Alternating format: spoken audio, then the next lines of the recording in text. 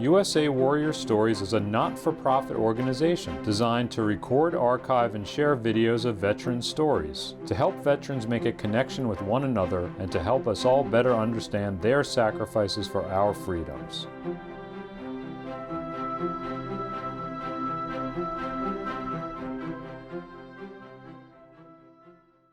My father was in the Army in the 50s and 60s. And every year for Thanksgiving, all his friends would come to our Thanksgiving and they would talk about the Army.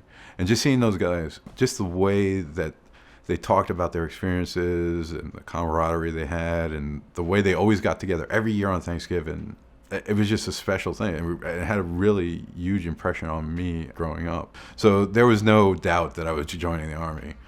I had a weird career. I joined as enlisted. I was a warrant officer, and then I became a regular officer. I was in the military for, over 10 years before the war came. And I remember very few portions of my military service, but I remember a lot of everything that happened in Iraq and Afghanistan. Everything else kind of pales in comparison to what I've done. Iraq, I knew a little bit about the history. It was eye-opening going there and actually, for years having seen the people as like these enemies on TV, and then actually going there and actually finding out that they actually not that bad at people. I mean, for the most part, I mean, at least the people who weren't trying to kill us, they were they were pretty nice. Yeah.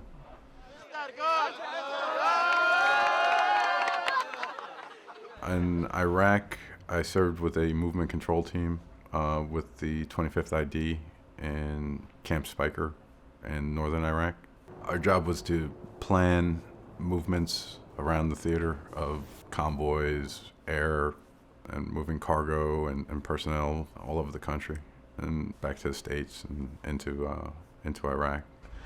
A lot of meetings, a lot of planning sessions. Like during the surge, we were planning like brigade moves into the country and stuff like that. So those were pretty intense planning days.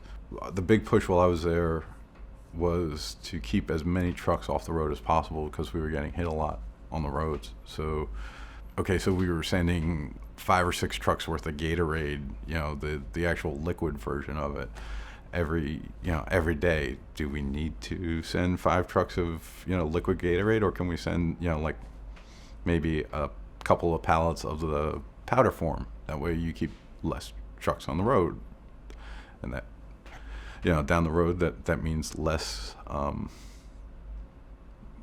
drivers are out there getting exposed.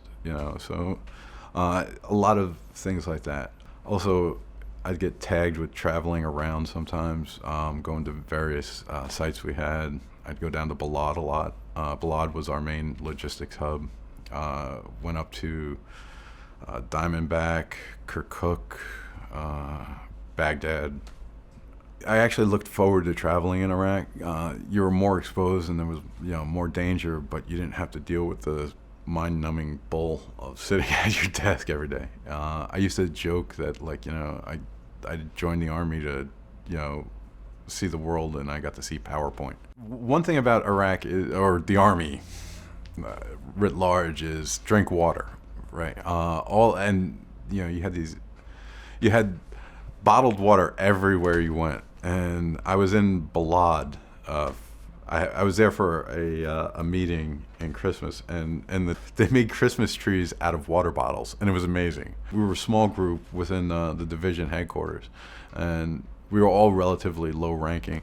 So we did a Christmas photo where we all wore Santa hats, and we had this older NCO, Sergeant Lugo. I managed to find a Santa hat that had an extra long thing, and I was like, Sergeant Lugo, you got to wear this one, and he did. He passed away a couple of years ago. He was a great guy.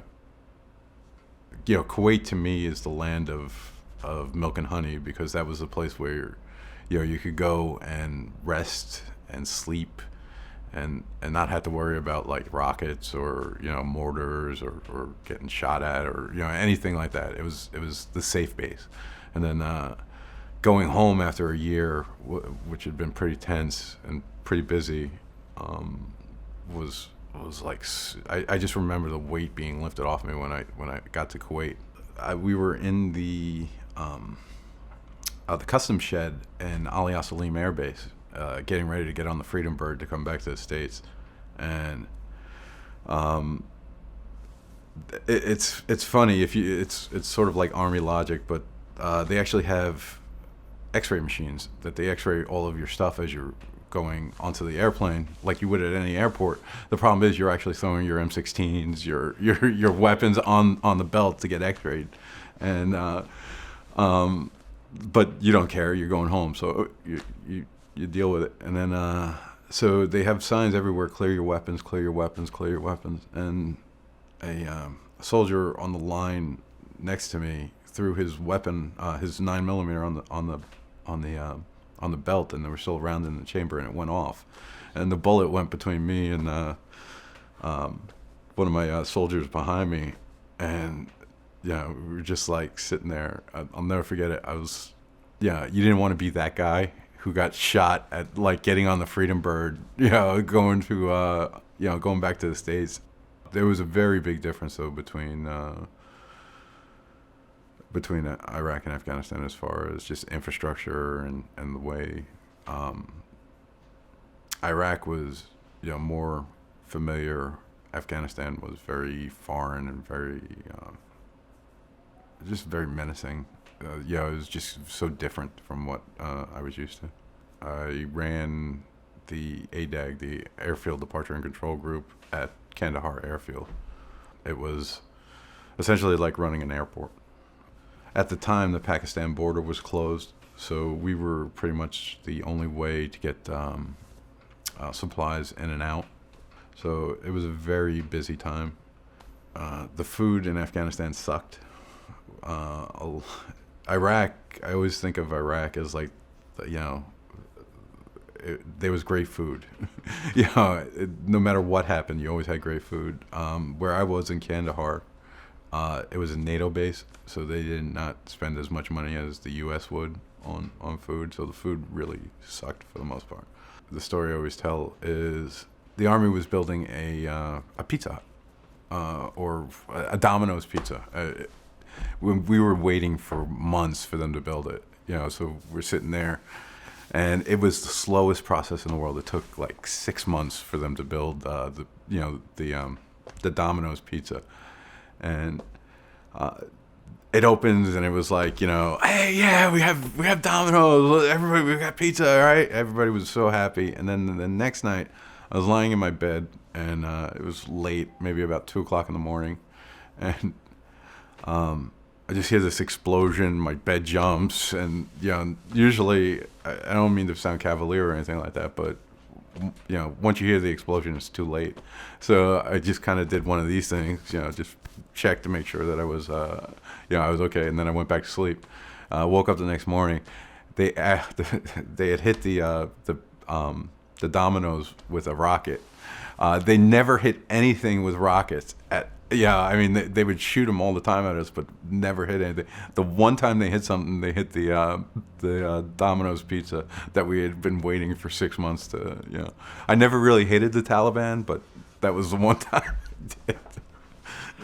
One good thing in Afghanistan was I ran the airfield, and they had what they called a frustrated cargo yard. Stuff that would have flown in, but either the unit never came to pick it up, or the mission changed, so they didn't need the equipment, so there was nowhere to send it, and they were waiting to get it out of there. So they had a field worth of really cool stuff, like fire trucks. I'm not going to say that we all drove the fire truck around that yard with the siren on, but we drove that fire truck all over the yard with the siren on. There was a soldier, and this is actually a relatively tragic story, but there was a soldier whose daughter died in a car crash in Florida. This young lieutenant didn't know what to do, so I told him, and this poor guy, I had to break the news that his daughter had died in a car accident, and he, I'm like hugging this complete and utter stranger, and I ran the airfield, so I was like, I am going to get you home as soon as possible. So I walked, I forgot, anything. I was like, I barreled through, I got him on a plane, and I got him home. And years later, I forgot completely about the incident, but I was at, it was right before I got out, but he was a captain at the time. He's like, Captain Buda? I was like, yes. He's like, no, he's a first lieutenant. He's like, sir, it's really great to see you. And I'm like, I'm sorry. And then he explained who he was. He was actually the lieutenant that I had helped out. And he's like, I never got a chance to thank you that you took care of that guy.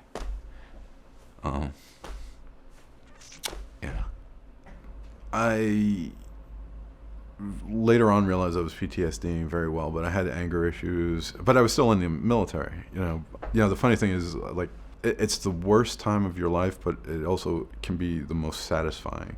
War, the innocent people who get killed, the people who are involved in it, and so much tragedy and just so much destruction and stuff like that. But there is also a part of you that is like, you're living through a special time, and it's probably going to be one of the, most consequential, where an action that you take will have consequences that, that you don't really have in your normal everyday existence. So you're actually living history. For a time, I ran the largest airfield in the world, the busiest airfield, single runway airfield in the world. And you're making decisions and you're doing stuff that have real world consequences and are great. And then you come back and you go back to your normal everyday existence, it becomes, you're so ramped up, and then you come back and there's a letdown. Like you're just at a high key, and then you have to dial it down. I got out of active duty after I got back from Afghanistan, and I'll be honest, I spent about 9 months just sitting on a couch, not being able to like get the energy or it was just a very dark time where you're kind of like questioning everything, your existence and stuff like that. I was lucky. I have a very supportive wife who, I'll be honest, the only reason I got through that was because of her and my daughters. I was always very reluctant to talk about my experiences in the military. You talk about a lot of the stuff, the good stuff, and you kind of, at least me personally, I don't really talk about all the bad stuff. I think it is helpful though. And one of the reasons I think like VFW, like I remember everybody was a member of the VFW, the World War II generation, was because it was a place where they could gather, talk, and, maybe therapy was not as socially acceptable, but, you could go and drink with a buddy who had similar experiences, and it was acceptable to, talk about your feelings, at least for that generation. I would hope that people are more willing to like share their experiences, and I'm not even saying that I've had the worst experiences or anything like that, but it really does help talking about them and getting them out.